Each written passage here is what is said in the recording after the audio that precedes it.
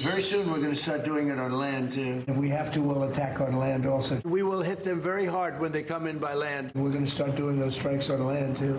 You know, the land is much easier. It's much easier.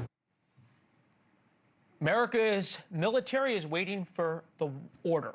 America is on a war footing, ready to strike Venezuela and get rid of the Maduro regime.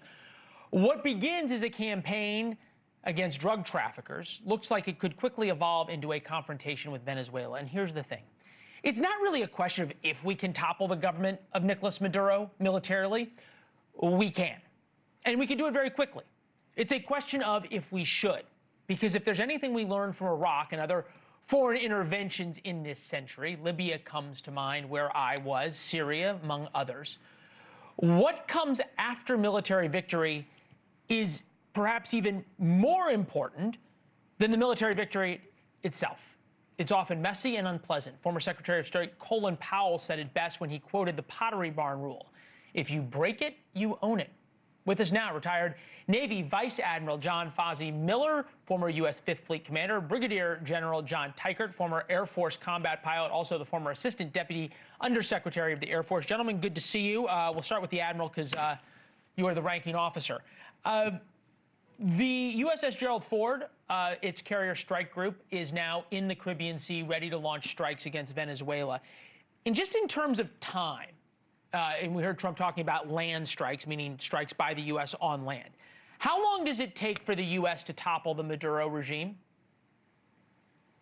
Well, I don't think it'd take very long, Leland, to topple the regime.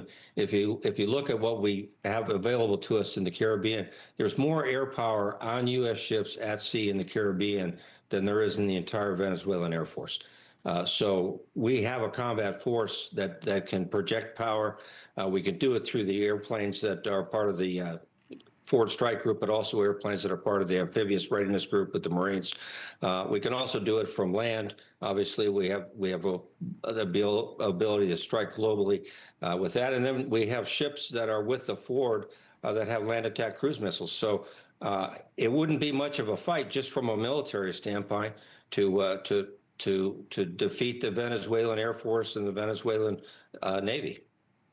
General, what happens after, conceivably, what? You kill Maduro? There's this feeling that all of a sudden it becomes like Panama and suddenly the whole country shifts and goes back to being a U.S. ally after we took out Noriega. Is there reason to believe that would happen in Venezuela? Leland, it's typically much more messy than that. And if the United States is doing anything now, likely inside Venezuela, it is special operators and the CIA working with opposition leadership so that when Maduro goes, they have a plan to lead. And that plan to lead means don't get rid of the bureaucrats, don't get rid of the technocrats. It's not de-Ba'athification.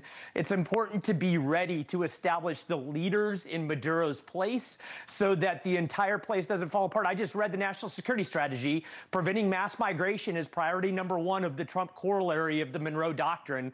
And a failing Venezuela would prompt an entirely new wave of mass migration that would be counter to our interests. Admiral, what a play for you, this from Congressman Adam Smith on the Hill. I don't know what the president's going to do. I'll tell you, there is no way on earth we should be going to war or trying to do regime change in Venezuela. I'm not a fan of Maduro, but the idea that all you got to do is remove someone and something better automatically comes in its place, I would trust that Libya, Afghanistan, Iraq, a whole lot of places would have taught us that lesson by now, and that we would be out of the regime change business. Admiral, is there a world in which I think is what the president's strategy is, that Maduro leaves and something better doesn't, well, how about I put it this way, that Maduro leaves and somehow the rest of the Venezuelan military and civil society and civil structure that the general talked about stays in place and suddenly becomes loyal to someone that is loyal to the United States? Well, that's one of the issues with any kind of regime change. You're not entirely sure what you're going to get afterwards. To the general's point earlier, it's a messy affair when you try to do something like that. That's not to say that Venezuela is exactly like Iraq or Afghanistan.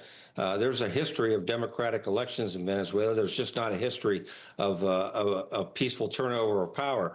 And we saw that twice when Maduro was elected. We saw it with Hugo Chavez. So I don't know that you can make the assumption that we're going to have somebody in place that's going to be someone that the Venezuelan people want to follow. But certainly there's an opportunity for Venezuela to move back into becoming much more of a democratic and prosperous state than it was pre-Maduro, pre-Chavez. Real quick, General, I'm going to play for you a clip from U.S. Southern Command that they are now putting out.